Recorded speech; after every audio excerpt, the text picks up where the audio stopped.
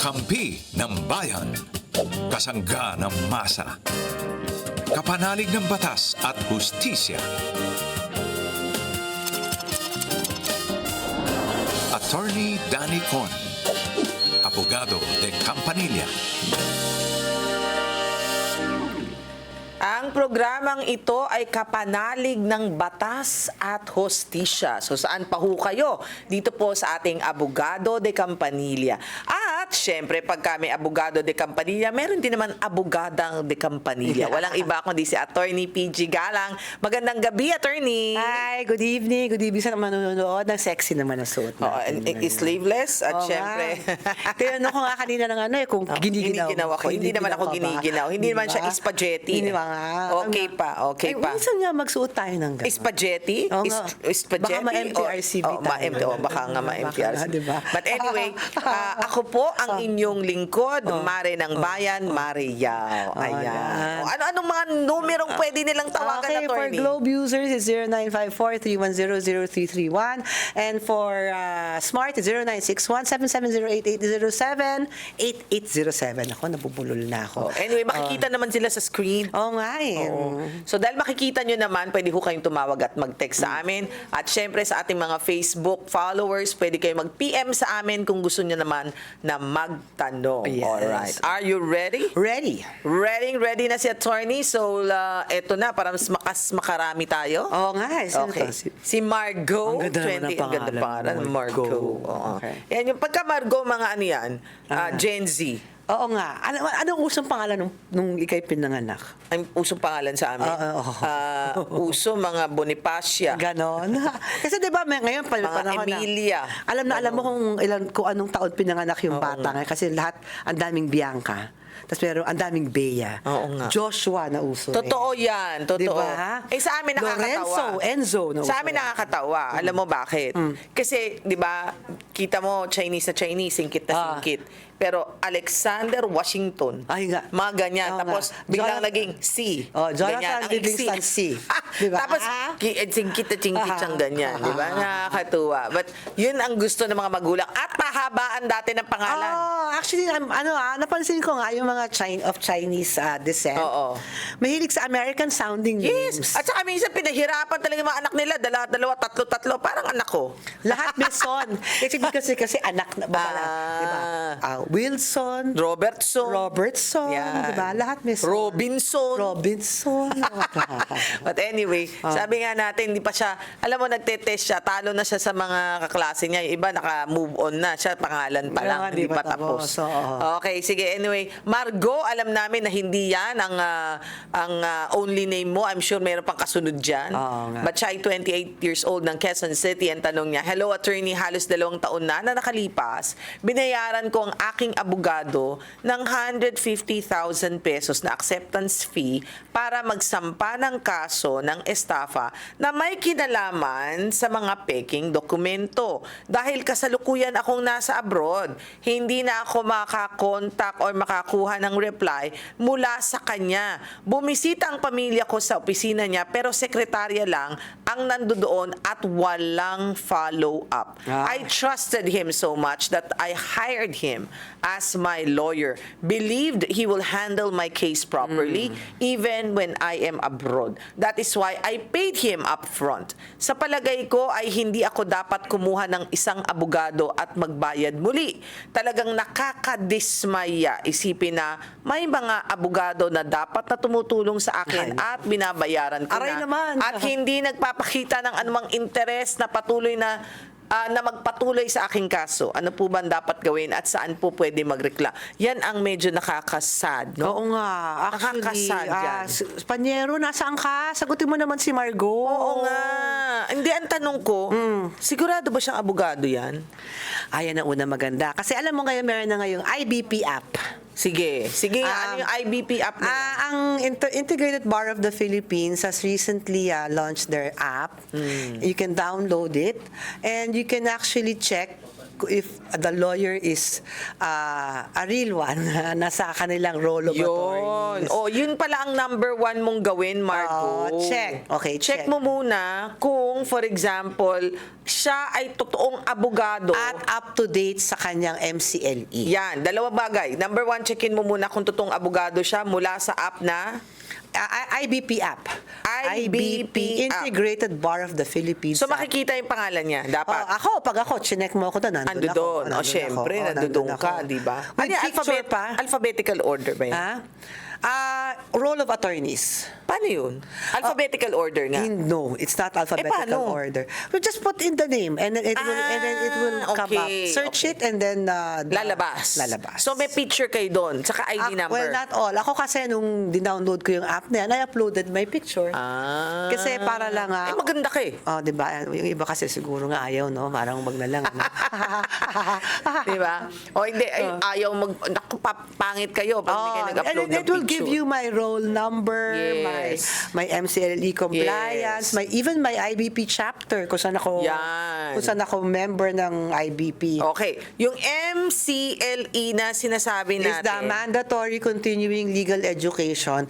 Nasa 9th compliance sa tayo ngayon. Ang ibig sabihin lang doon is all lawyers are required to continually study. So, dalawang bagay yan check mo. Kung sakaling number one, nandoon siya yung pangalan niya at kung siya ay nakapag-update. Yes, because a practicing lawyer who is not MCLE compliant cannot practice. Okay. Meaning, hindi makakapag-file yan ng mga pleadings, ibabasura yan. Kasi, ang ramdam ko lang number one, either hindi siya totoong abogado. Kung hindi siya totoong abogado, ang remedy mo ay estafa na naman. Isa Okay. na naman kasong estafa. Panluloko na naman. Oo. Okay. Now, assuming na totoong abogado siya, baka lang hindi pa naman baboy, hindi pa manok.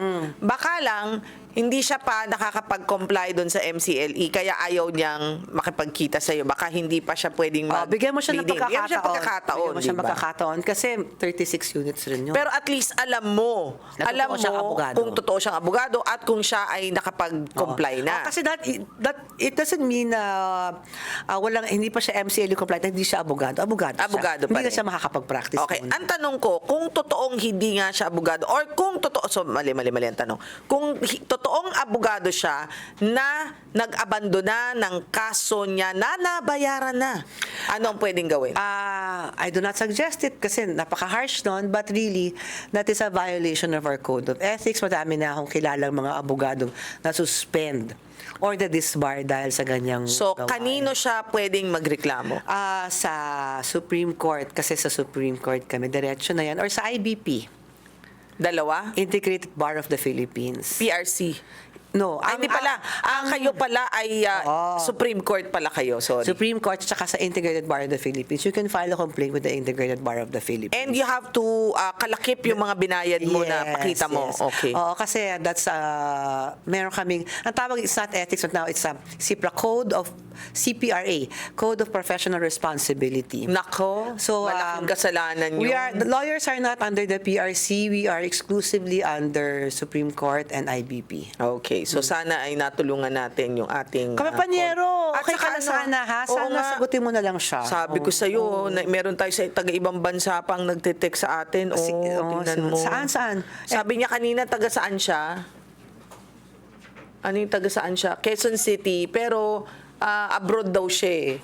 Abroad siya eh. Nasa abroad siya. Kaya ngayon pamilya niya ang nagpupunta dun sa abogado. Okay, anyway, ito naman. Ating caller, si Ena ng Makati. Magandang gabi sa'yo, Ena. Hello po. Yes. Anong problema ni Ena? Ano lang po siya,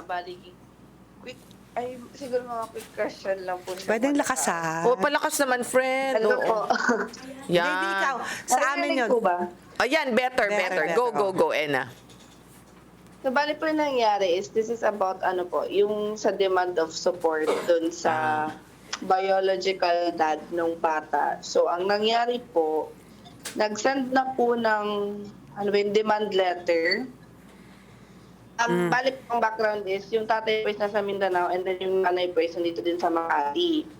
Ang nangyari is, nag-send ng demand letter dun sa Mindanao and hindi po nila in-acknowledge or parang yung nakalagay po kasi doon is dapat may meet up sila or parang Zoom meeting with yung abogado po with Pau para parang i-explain nila yung side nila. Kaso hindi sila sumipot talaga. Parang 3 tries yun. And then hindi sila sumipot. Now, ngayon yung question is, hindi kasi nakapirma yung tatay dun sa birth certificate kasi hindi din naka-update sa kanya. Pero, ano sabi nun? Meron namang ibang ebidensya. Like, for example, kung screenshots po, marami naman pong screenshot. And then, meron din po yung parang receipts nung mga old, ano ba yun? Yung parang Gcash, yung screenshot po nila nung nagpadala sila ng, yung mga transactions, so nagpadala sila ng sustento before. And then, meron din po yung, kasi nag-give in stay, mga 1 year, so sobra. Pero not na yung baby. Parang ganun lang po kasi wala talaga yung paper na may pinirmahan sila kasi yung staff nung barangay nag-change kasi nung after nung ano. But is the biological father denying? Yun, ibang story. Hindi naman po siya So is that parang So, I don't think that's going to be a problem kasi hindi naman niya dinideny na anak niya kung nagbibigay siya ng sustento. Ang magandang ano dyan is this kasi ang problema niya hindi nakapirma sa birth Yun nga, certificate, di ba? Ang pagpirma sa birth certificate kasi syempre is one of those nice proof na of acknowledgement of paternity. Meaning ina-acknowledge ang anak nga niya. But is it the only proof? It is not the only proof. Hindi naman all is lost and just because na hindi nakapirma yung biological dad dun sa birth certificate ng bata na hindi mapapatunayan na talagang siya yung tatay. Just in case na i-deny niya. But from your kwento naman, parang hindi siya nagde-deny, no? Hindi siya Nagbibigay nagde-deny na anak niya. hindi po. Bali, yung dinideny niya lang yung sustento. Nangyari kasi, yung ano po kasi sabi nila, gusto nila in legal in legal way na daw kasi kung according dun po sa kapatid, hindi naman daw po kasi nakapilido sa kuya niya yung bata. So parang bakit magdedemand? Okay, maganda yan. So in-stop nila. Okay. I assume na hindi mag-asawa, no? Custody really of an illegitimate child is sole parental authority and custody is with the mother. Ang duty lang ng biological dad is to support. Hindi siya makakapagdemanda na hindi dahilan na wala sa kanya ang custody ng bata na hindi siya magbibigay ng suporta. So, ituloy nyo lang yan, di ba? Kung magkakaso kayo, the biological dad cannot withhold support just because that he doesn't have custody of the child. Okay. May tanong ako sa'yo, attorney, ha? Para kay Ena to, ha? Ang tanong ko dito is, pwede ba? Kasi, buhay pa yung tatay. Ito, kung mayaman tong tatay, ha? Baka may pera lang, ha? Tanong lang. Kasi hindi nga nakapirma. Ano yung mga pwedeng maging ebidensya nila na sabihin, kahit hindi nakapirma, tatay siya. Okay, madami. Kung nung bininyagan ba yan, nandun siya, may pictures pa. Baka sabihin niya, ninong lang siya. Hindi, kung nakahawak mismo dun sa... May mga hawak naman ng picture. Walang isang magic bullet. Walang isang magic bullet. Okay. You can take it into consideration lahat ng circumstances which proves na siya ang tatay at ina-acknowledge niya. Yan. In fact, giving of support is one of the... Acknowledgement na. Di ba? I mean, why would you give support to somebody for the child kung hindi sa'yo? You can always circumstances. Pero as much as possible, pwede ba papirmahin na nila sa birth certificate para maging legit? O habang bati-bati pa? Nakaya ba yon? Hindi na kaya. Sabi niya, hindi nga siya bibigyan ng suporta. Paano magpipirma ng birth certificate? Kasi hindi naman issue ang kung siya ay tatay o hindi. Ang issue lang is yung ayaw niya magbigay ng suporta dahil wala naman sa kanya yung bata. Okay. But the thing is, kasalanan na yun. Hindi niya pinakasalan yung ano niya, di ba? O kaya, siya rin na may kasalanan, ba't siya nandun? Di pwede naman siya pumunta dito para makita yung bata, di ba? Basta, sinasabi ko, Ena, is that Pagpatuloy niya. pagpatuloy mo yan. Okay. Pwedeng humingi ng child support pa rin. Kahit na hindi na, yes. So, it's not a reason. Nakuha mo, Ena? Opo. Ayan. Yes. Sige, Pero paglaban ano po niyo lang. yung parang pwedeng kasi po, di ba nag-pau lang po kasi yun eh. I mean, oo, tapos after na nun, di ba, pag deny nila or ayaw nilang talaga. Magpa-file na kayo ng petition for support. Ang susunod dyan is magpa-file na kayo ng petition for support sa family court. Ang tanong, may ganito ba? Pwede bang ganito? I-vowsy na niya? Criminal offense yun, di ba? Unjustified withdrawal, refusal to support. Gusto nyo bang i-vowsy? Pwede rin yun. Malaking yun, criminal case yun. Pero medyo away-away na to. Try nyo muna yung petition. Try niya muna, try mo nyo muna. lang Kasi yung pag petition. finailan nyo kaagad ng vowsy, Baka lalong magmatigas, criminal offense yun, lalong maging magtigas yung tatay. Although mas matatakot sila. Mas matatakot nga lang kasi criminal offense yun. So, tanong nyo dun sa pinaka-abogado nyo kung anong ifa-file, ha? Refusal to support kasi is one of the economic abuse. Yes. Kasi ang vowsy sa pulis lang yun. Oo. May warrant of arrest yun. Nakuha mo? Opo, pero yung issue din po kasi, di ba tinatanong po yung abogado sa PAW. Hindi na po kasi siya hindi na siya nagre-reply kasi yung gusto niya po is gusto niya ng written in paper na may pirma ng tatay. Kasi nga yun po yung mahirap is because yung pinirmahan po parang na sa barangay noon before nag-usap-usap na sa barangay din may pinirmahan. Kasi po after nung na-change yung barangay captain, tapos Hindi ko naintindihan. Sorry. Anong gusto niya? Pirma na official na... Gusto ng PAO na merong pirmang official na ako ang tatay ng anak niya. Para mas madali ang buhay nung PAO na pagdating niya sa na may acknowledgement. Kasi ang mangyayari nga naman pag ikaw Baka i-deny niya. Hindi, may extra step pa siyang gagawin is to prove paternity. Yes. So ayaw na niyang gawin yon. But the thing is, sabi mo nagbarangay at meron ng acknowledgement. Wala na sa records ng barangay at all? Wala po kasi nag-change nag-change 'di ba ng barangay captain and then yung mga tao niya nag-change din. Hindi nila So, kinip yung records. Pwede mo ireklamo yan, ha? Pero may record naman, I'm sure. May records yan, I'm sure. After po na hand off po kasi noon, yung bagong secretary na ngayon, wala po, sabi ng old secretary, Ano daw? Nawala. sabi naman ng yung secretary, Alam mo, pahanap mo yan kasi hindi dapat tinatago nila dapat yan. tinatago yan. nila Dapat yan. pina-file yan. Fina-file yan eh. So, Kumuha ka lang ng file. kumuha ka ng file. Imposible Copy. yan. Imposible na hindi nila mahahanap yan. Oo. Hindi porket nagpalit ng barangay captain na kayo nawawala rin ng mga files ng lupon. Wala ka bang kopya? wala na po eh. Kasi po yung nangyari nun, di ba, pwede pa Xerox. Nung nung time na nag-Xerox is, di ba, binigyo po kami. Diyos ko, Basta hanapin mo muna sa barangay. Imposible, Para tapos. imposible yun. Kasi hindi naman dahilan yun porkat nagpalit ng barangay captain. Oo wala na yung naman, file. hindi pwede. Ibig sabihin, bawat palit ng barangay captain, walang files. Hindi, ang tanong natin, makikita mo pa ba yung mga nagsulat noon? Kilala mo pa? May contact pa po ako. Tapos dun sa isang lupon po, meron din po.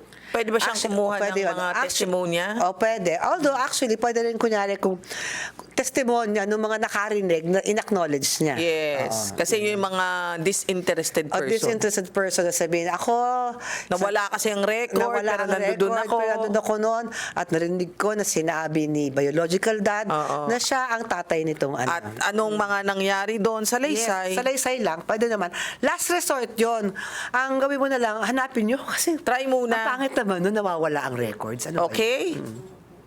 Pero if ever po na hindi talaga makita, ano po pong... Yun nga ibang yung sinabi pwede? niya kanina, yung mga naging witness o yung gumawa nung naghaharap-harap, gagawan mo ng affidavit para sila ang mag-testify or mag-testimonya na nangyari yung sinasabi ninyo. Na doon sa barangay, nung meeting nyo sa barangay, ay doon nagsabi na inamin niyang siya ang tatay. Nakuha mo? Apo. Ayan. Okay. O sige ha, thank you. Okay po, thank you. Okay, lungkat nga lang. No, kasi Nawala. kakaiba naman yung barangay na yun. Oo nga. Uy, bawal. Siguro magkaaway na mortal yung dating barangay captain. Ay, bawal pa rin yun. Bawal pa rin yun. Bawal pa yun. Alam ko may kaso na... Admin. Kasi Hindi lang admin, di ba? To destroy a public records. Yes. Bawal yan. Para kailan ba namin pinag-usapan yan? Ni Attorney Danny Concepcion, pinag-usapan yeah, namin it's a yung crime. nawala yung titulo. Sa RD mismo. Sa RD mismo. Bawal yun. Oo. It's Diba? a crime. It's a crime. Oh, di ba? Oh, Those who have nakakaloko. custody of it, Yes. diba, official custody is mandated to keep it in ganon. And if they fail, then that is a May dereliction of safekeeping. duty. Oh, nako, lahat ng mga Lahat government, kala nyo wala kayo. Oo. Nako, wag kami. Sige, eto na. Si Jessa, siya ay 23 years old ng Puerto Princesa. Lalayo Oo nga. Pansin mo? Di ba Pero- Davao, Puerto Princesa, ang lalayo. I like that place. Yes. Attorney, late registered po ako noong 2008 or 2008. Dahil mali ang info sa 2001 na birth record ko. Pero sa PSA po, yung maling 2001 pa rin ang lumalabas. May certified true copy naman po ako ng 2008 record from Palawan. Pero PSA copy po ang kailangan sa work Pwede po bang gamitin yung date ng late registration? Ano pong dapat kong gawin? Again, nalito ako doon sa sinabi niya. Bali kasi, meron siyang... 2008. Bali, Late registered siya, 2008. yes, kasi daw mali yung 2001 na birth record niya. Pero, mali pa rin yung nalagay sa 2008. Yung Pero maling- sa PSA, yung 2000, ulit. Pero sa nahilo ako, friend. Kaya nga, di ba? Pero Pero sa huwag niyong masyadong galawin, kahit friend, ha? nung dinelay na nga niya yung kanyang birth, ang registration, dahil mali yung sa 2001. Pero kahit nung nag-late registration siya, yung mali pa rin ang nalagay sa 2008. Nakakaputi ng buhok Oo to, nga, friend. bakit naman? May certified true copy po ako ng Dinelay na nga, 2008 nagkamali pa rin record. dahil nga ganon. So, may certified po a copy ng 2008 record from Palawan. Pero yung sa 2008 record from Palawan, yun yung mali, di ba? Bakit? Pero PSA copy ang kailangan sa Bakit mo work. kailangan ng PSA copy? Mali nga. Oo nga. Pwede mo pang gamitin yung date ng late registration. Tama ba yung sa late registration? Alam mo, sa tingin ko, mali. Nalilito to Sa tingin ko, ganito. Baka lang to baka. Kasi medyo parang hindi coherent yung... Okay, ang feeling ko, tama yung record dun sa 2008 record from Palawan kasi nag-late nga siya. Oo. Pero doon sa PSA copy na yun yung mali pa rin yung 2001. So tama yung doon sa record sa Palawan. Pero yung sa PSA, yun yung mali. So parang ang gusto niyang gamitin is Ang PSA kasi naman ang tinatanggap. Oo, kasi yun yung may barcode Yes. Oo. Kasi sa mga probinsya kasi, 'di ba, kung sa ka pinanganak, yung civil registry doon, iniipon nila lahat ng mga birth certificate at papadala nila sa PSA yan. Oo. Pero ngayon, di na mahirap According to PSA, kung meron kayong discrepancy, kung merong something, just write to PSA Yes. and show yung sa Palawan. Just go to, kung meron Kahit kang dito sa NCR, di na kailangan pumunta ng If you Palawan. have a certified true copy of yung sa Palawan, yun yung tama, papapalitan mo lang yung sa PSA. I don't see any problem with it. Yes. Oo. Ang gawin mo lang, punta ka ng NCR dito, tapos sabihin mo yung nangyari sa'yo, tapos ire-request lang naman ng PSA na i-deliver sa kanila yung Actually, ang 2008. mag-request talaga dapat niyan is the Palawan. Hindi sila nga magtatransmit, di ba? Silang, kaya nga, it's the kumbaga, sulatan mo yung Palawan at yung Palawan ang mag-request sa PSA. Hindi yung individual na tao ang hindi papansin ng PSA. Nangyari na sa akin to. Really? Nangyari na sa akin to. OMG! Paano kung kailangan na kailangan mo? Oo, so yun ang nahihirapan siya kasi it's the Palawan Civil Registry who will now file a request to the PSA. Papansin ng PSA yun. Kasi hindi from an individual. Kasi Ganon? malay Sakit sa bungo, Kasi parang naninigurado na siya. Kasi malay mo naman kung totoo yung sinasabi ng individual. Na ganyan na. Parang ayaw lang mag-change of entry sa civil registry. Pero if it's Palawan itself, yung kung saan man siya pinanganak, Internal nila. ang gagawin niya, susulatan niya yung Palawan. Ang Palawan na susulatan mo, para sabihin mo, can you ask PSA to change because there was a mistake? And it's Palawan. Actually, very professional naman sila. And they will actually write as a letter to PSA officially. Okay. Para Ayan. magtugma ang records nila. Correct. Pero may tanong ako sa'yo. Kasi yung staff ko, gustong-gusto kong bigyan ng passport. Unfortunately, talagang siya, laking probinsya. Tapos, yung dalawang two disinterested person na dapat na sa kanya, magva-vouch sa kanya, parang wala na. Kumbaga, may kapatid lang siya. Kasi one of the requirements yan pag late registration, Yes. di ba? So, two disinterested person dapat. Pero, Nakilala siya na ito, pangalan niya. yes. Oh. Ang problema, halos lahat nung nandoon na sa nanay niya, wala na. Hindi, mga natepok kaklase. Hindi naman siya nag-aral. Ah. Ang problema yun. Tapos yung Kasi kanyang natulis- kapatid lang. Wala siyang ibang kakilala sa barangay nila? Nagtataka siya kung bakit yung kapatid niya meron silang birth certificate, siya wala.